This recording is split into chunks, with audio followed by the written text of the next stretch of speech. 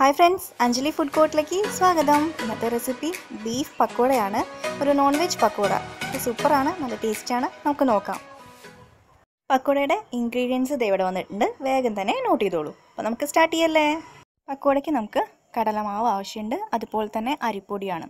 ഈ കടലമാവ് ഞാനൊരു 4.5 ടേബിൾ സ്പൂണോളം എടുക്കും. 4.5 5 ആയാൽ കുഴപ്പമൊന്നുമില്ല. അരിപ്പൊടി 1.5 ടേബിൾ സ്പൂണോളം ആവശ്യമുണ്ട്. 200 ഗ്രാം ബീഫാണിത്. ഇത് നമ്മൾ മഞ്ഞൾപ്പൊടി, മുളക് പൊടി, അതുപോലെ തന്നെ ഗരം മസാല, കുരുമുളക് പൊടി, ഉപ്പിട്ടിട്ട് നന്നായി വേവിച്ചെടുത്തതാണ്. അതായത് നമ്മൾ കറി വയ്ക്കില്ലേ, ആ സമയത്ത് കുറച്ചങ്ങോട്ട് മാറ്റി വയ്ക്കുക. അങ്ങനെയാണ് ഞാൻ ചെയ്യാറ്. അപ്പോൾ അതിന് മാറ്റി വെച്ചിട്ടുള്ള ബീഫാണിത്. ഇതൊന്ന് മിക്സിയിലൊന്ന് അടിച്ചെടുക്കണം. അതായത് ഒറ്റ അടി അടിച്ചാൽ മതി, ചതച്ചെടുക്കില്ലേ, അങ്ങനെ എടുത്താൽ മതി. അടുത്ത ഐറ്റംസാണ് സവോള എടുത്തിട്ടുണ്ട്. ഒരു ചെറിയ സവോളയാണ് ചെറുതാക്കി കട്ട് ചെയ്തത്. ഇനി 5 അല്ലി വെളുത്തുള്ളി, അതുപോലെ തന്നെ 2 കഷ്ണം ഇഞ്ചി, ഒരു പച്ചമുളക് അരവ് അനുസരിച്ച് ചേർത്ത് കൊടുക്കുക. നമ്മളുടെ കയ്യിൽ നല്ല എരിവുണ്ടെങ്കിൽ പച്ചമുളക് വേണ്ട. പിന്നെ കറിവേപ്പില ഒട്ടും അങ്ങോട്ട് കുറയ്ക്കേണ്ട, കാരണം നമുക്ക് വറുത്ത് കോരുമ്പോൾ കറിവേപ്പില ആവശ്യമുണ്ട്. നമ്മളുടെ ആ ചൂട് വെളിച്ചെണ്ണയിൽ അങ്ങോട്ട് ഇട്ടിട്ട് അങ്ങോട്ട് മൊരിച്ചെടുക്കില്ലേ, അതിന് വേണ്ടിയിട്ട്. പിന്നെ കുറച്ച് നമ്മുടെ ഈ കൂട്ടിലൊന്ന് ചേർക്കുകയും വേണം. അപ്പോൾ ഇനി അടുത്തത് ബീഫ് ഒന്ന് ക്രഷ് ചെയ്തെടുക്കണം. അതിനായിട്ട് മിക്സിയുടെ ജാറിലേക്ക് ബീഫിനെ മാറ്റിയിട്ടുണ്ട്. ഒന്ന് ക്രഷ് ചെയ്തെടുക്കുക. ബീഫ് ഇവിടെ ക്രഷ് ചെയ്ത് എടുത്തിട്ടുണ്ട്. ഇനി ഒരു ബൗളിലേക്ക് മാറ്റി കൊടുക്കാം. ഇത് നമുക്ക് കൈ അങ്ങനെ ഇട്ട് കുഴയ്ക്കാൻ പറ്റുന്ന ഒരു വലിയൊരു പാത്രം തന്നെ എടുത്തോളൂ, കാരണം ഇതിലേക്കാണ് നമ്മൾ എല്ലാ ഐറ്റംസും ഇട്ട് കൊടുക്കുന്നത്. ഈ പരിവാണ് നമ്മുടെ ബീഫ് വേണ്ടത്. മുഴുവനോടുള്ള ബീഫ് നമ്മൾ ചെയ്യാറുണ്ട് ഇല്ലേ, അപ്പോൾ അതെന്താണെന്ന് വെച്ചിട്ടുണ്ടെങ്കിൽ അതിനെക്കാട്ടും ടേസ്റ്റ് ഇതാണ്. അപ്പോൾ അതാണ് ഞാൻ ഇങ്ങനെ ഒന്ന് സ്ലൈസ് ചെയ്തതോ അല്ലെങ്കിൽ ഇതേപോലെ ഒന്ന് ക്രഷ് ചെയ്തെടുക്കുക. അതൊക്കെയാണ് നല്ല ടേസ്റ്റ് കിട്ടുക. ഇനി ഇഞ്ചിയും വെളുത്തുള്ളിയും കൂടി ഒന്ന് അരച്ചെടുക്കണം. ഈ സമയത്ത് പച്ചമുളക് ചേർത്ത് കൊടുക്കാം, പക്ഷെ ഞാൻ ചേർത്ത് കൊടുക്കണില്ല. ഓൾറെഡി ബീഫിൽ നല്ല എരിവുണ്ട് എനിക്ക്, അതുകൊണ്ടാണ് ഞാൻ ചേർത്ത് കൊടുക്കാഞ്ഞത്. അപ്പോൾ ഇഞ്ചി അതുപോലെ തന്നെ വെളുത്തുള്ളി ചതച്ചത് ഇതിലേക്ക് ഇട്ട് കൊടുത്തു. ഇനി വേണ്ടത് എന്താണെന്ന് വെച്ചിട്ടുണ്ടെങ്കിൽ നമ്മുടെ കറിവേപ്പില ചേർത്ത് കൊടുക്കുക. അധികം ചേർക്കണ്ട, ഇപ്പോൾ ബാക്കിയുള്ള അവിടെ ഇരുന്നോട്ടെ, കുഴപ്പമില്ല. ഇനി സവോള നന്നായിട്ട് ചെറുതാക്കി തന്നെ കട്ട് ചെയ്യുകയാണെങ്കിൽ അങ്ങനെ കട്ട് ചെയ്യുക. ഞാൻ ഇപ്പോൾ ഇതേപോലെ തന്നെ കട്ട് ചെയ്തേക്കുന്നത്. അതും ചേർത്ത് കൊടുത്തു. ബേസനാണ് ചേർക്കുന്നത്, അതായത് കടലമാവ്. അതൊരു 5 ടേബിൾ സ്പൂണോളം ചേർക്കാം. പിന്നെ 1.5 ടീസ്പൂൺ അരിപ്പൊടി. ഇതൊന്ന് ക്രഞ്ചിയായി കിട്ടാൻ വേണ്ടിയിട്ടാണ് ഈ അരിപ്പൊടി ചേർത്ത് കൊടുക്കുന്നത്. അരിപ്പൊടി ഇല്ലെങ്കിലും കുഴപ്പമില്ല. ഇപ്പോൾ ഞാൻ ചേർത്തത് മുളക് പൊടിയാണ്. മുളക് പൊടി 1 ടീസ്പൂൺ, മഞ്ഞൾപ്പൊടി 1/4 ടീസ്പൂൺ. അടുത്തത് ഉപ്പാണ് ചേർത്ത് കൊടുക്കാൻ പോകുന്നത്. ഉപ്പ് നിങ്ങളുടെ അളവിനനുസരിച്ച് ചേർത്ത് കൊടുക്കുക. ഉപ്പ് ചേർത്ത് കൊടുത്തു. ഇനി കാശ്മീരി ചില്ലി പൗഡറും അതുപോലെ തന്നെ ബീഫ് മസാലയും കൂടി മിക്സ് ചെയ്ത് വെച്ചിരിക്കുകയാണ് ഞാൻ. അത് എൻ്റെ കറിയിലേക്ക് ആവശ്യത്തിന് മിക്സ് ചെയ്ത് വെച്ചതാണ്. അതുകൊണ്ടാണ് ഞാനിപ്പോൾ ഇത്രയും കൂടുതൽ ഇട്ട് കൊടുത്തത്. കാരണം ബീഫ് മസാലയിൽ കുറവാണ്, കാശ്മീരി ചില്ലി പൗഡറാണ് കൂടുതൽ. അപ്പോൾ നിങ്ങൾ എടുക്കുകയാണെങ്കിൽ കാശ്മീരി ചില്ലി പൗഡർ വേണമെന്ന് ഒരു നിർബന്ധമില്ല.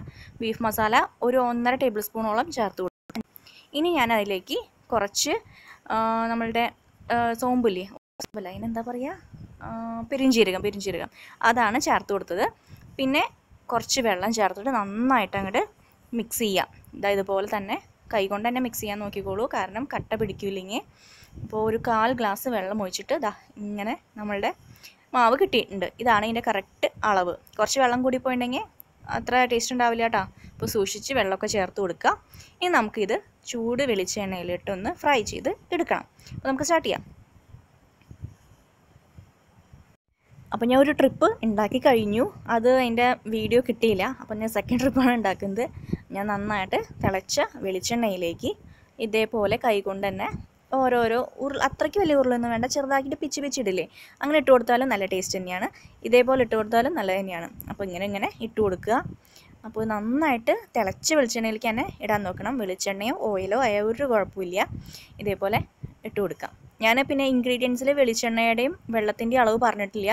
വെളിച്ചെണ്ണ ഇത് മുക്കി പൊരിക്കാൻ ആവശ്യമായിട്ടുള്ള വെളിച്ചെണ്ണ എടുക്കുക. അതുപോലെ വെള്ളം 1/4 ഗ്ലാസ്സാണ് ഞാൻ ഉപയോഗിച്ചിരിക്കുന്നത്. അപ്പോൾ നിങ്ങളുടെ മാവിലേക്ക് ചിലപ്പോൾ നിങ്ങൾ മാവ് അളവ് കൂടും കുറയ്ക്കും, അപ്പോൾ അതനുസരിച്ച് ചേർത്ത് കൊടുക്കുക. എന്തായാലും മാവ് അതുപോലെ തന്നെ കിട്ടണം, അത്രേ വേണ്ടൂ. ഇനി നന്നായിട്ടൊന്ന് ഫ്രൈ ചെയ്ത് എടുക്കുക.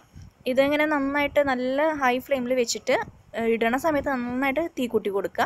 പിന്നെ ഇതാവണ സമയത്ത് ഒന്ന് കുറച്ച് കൊടുക്കുക. പിന്നെ എടുക്കണ സമയത്ത് ഒന്നും കൂടി തീ കൂട്ടി കൊടുക്കുക. അങ്ങനെ എടുക്കണം കേട്ടോ, ഇല്ലെങ്കിൽ എണ്ണ കുടിക്കും ഈ സംഭവം. പ്രത്യേകം ശ്രദ്ധിക്കുക. അപ്പോൾ നന്നായിട്ടൊന്ന് മൊരിഞ്ഞ് ഫ്രൈ ആയിട്ട് 2 ഭാഗം കിട്ടുമ്പോൾ നമുക്കിത് വറുത്ത് കോരാം. അതാണ് ഇതിൻ്റെ ശരിക്കൊരു പാകം. അപ്പോൾ നന്നായിട്ട് അങ്ങോട്ട് എന്താ പറയുക, വേവട്ടെ. ഏകദേശം ഒരു ഭാഗം വെന്തിട്ടുണ്ട്. അപ്പോൾ നമുക്ക് പതുക്കെ അങ്ങോട്ട് മറിച്ചിടാം. സൂക്ഷിച്ച് മറിച്ചിടുക. പക്ഷേ അത് പൊട്ടുമൊന്നുമില്ല, നല്ല ഉറപ്പാണ് സംഭവത്തിന്. അപ്പോൾ പതുക്കൊന്നും സൂക്ഷിച്ച് മറിച്ചിടൊന്നും വേണ്ട, നന്നായിട്ട് തന്നെ ഇരുന്നോളൂ, ഇത് പൊട്ടിപ്പോവാതൊക്കെ ഇരിക്കും. അപ്പോൾ നന്നായിട്ട് ഒരു ഭാഗമായിട്ടുണ്ട്. ഇനി അടുത്ത ഭാഗത്തേക്ക് അങ്ങോട്ട് മറിച്ചിടുക. അപ്പോൾ നല്ല ടേസ്റ്റാണ് സംഭവം. നിങ്ങളിത് നല്ല സോസിൻ്റെ കൂടെ മയോണൈസിൻ്റെ കൂടെയൊക്കെ കഴിക്കാം. ഇങ്ങനെ ബീഫൊക്കെ വാങ്ങുന്ന സമയത്ത് ബീഫ് ചിക്കനൊക്കെ ബോൺലെസ് ആയിട്ടുള്ളത് ചെയ്യുകയാണെങ്കിൽ നല്ല ടേസ്റ്റ് തന്നെയാണ് കേട്ടോ. അപ്പോൾ ഒരു ഭാഗം ആയി, ഇനി മറുഭാഗം മറിച്ചിട്ടു. ഇനി നന്നായിട്ട് ഫ്രൈ ആക്കുക. നമ്മളുടെ ബീഫ് പക്കോട റെഡി ആയിട്ടുണ്ട്. ഇവിടെ ഓരോരോ ഭാഗവും നല്ല കളറായിട്ട് എടുത്തിട്ടുണ്ട്. ഇനി ഈ കലകലാന്നുള്ള സൗണ്ടാണ് ഇതിൻ്റെ കറക്റ്റ് പാകം കേട്ടോ. അപ്പോൾ ഇതിന്ന് നമുക്ക് നന്നായിട്ട് എണ്ണ മാറ്റിയിട്ട് വേറെ പാത്രത്തിലേക്ക് മാറ്റി വയ്ക്കാം. ഓരോരോ ബാച്ചായിട്ട് ഇതുപോലെ വറുത്ത് പോരാം. നമ്മളുടെ ബീഫ് പക്കോട റെഡി. ഇനി ഇത് മയോണൈസിൻ്റെ കൂടെയോ ഇല്ലെങ്കിൽ സോസിൻ്റെ കൂടെയൊക്കെ കഴിക്കാൻ നല്ല ടേസ്റ്റാണ്. ഈ വീക്കെൻഡിലൊക്കെ ഇങ്ങനെ നമ്മളിങ്ങനെ സന്ധ്യയ്ക്കൊക്കെ ഇങ്ങനെ ഇരിക്കുമ്പോൾ ബീഫൊക്കെ വാങ്ങിയ ദിവസമൊക്കെ ആണെങ്കിൽ കുറച്ചിങ്ങനെ മാറ്റിയിട്ട് ഇതുപോലെ ഉണ്ടാക്കിയിട്ട് നല്ല കട്ടൻ ചായയുടെ കൂടെ കട്ടൻ കാപ്പിയുടെ കൂടെയൊക്കെ കഴിക്കാൻ അടിപൊളി ടേസ്റ്റാണ്. നിങ്ങളെല്ലാവരും ട്രൈ ചെയ്ത് നോക്കുക കേട്ടോ. നന്നായിട്ട് ഇഷ്ടപ്പെടും. ഒരു വട്ടം ഉണ്ടാക്കിയിട്ടുണ്ടെങ്കിൽ പിന്നെ നമുക്ക് ഇത് ട്രൈ ചെയ്യാൻ തോന്നും. അതുപോലത്തെ ഒരു സംഭവം തന്നെയാണിത്. നല്ലൊരു സ്നാക്കാണ്. അപ്പോൾ കൂടുതൽ പറഞ്ഞ് കൊളാക്കണില്ല, നിങ്ങൾ ട്രൈ ചെയ്യുന്നുള്ള വിശ്വാസമാണ്. ബാക്കിയുള്ളതും കൂടി ഇതുപോലെ വറുത്തെടുക്കാം.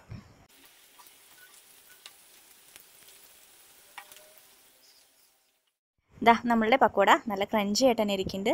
അപ്പോൾ എല്ലാവരും ട്രൈ ചെയ്ത് നോക്കുക. ഞാൻ പോവാണ്. പുതിയ റെസിപ്പിയായിട്ട് വേഗം തന്നെ വരാം. പതിവ് പോലെ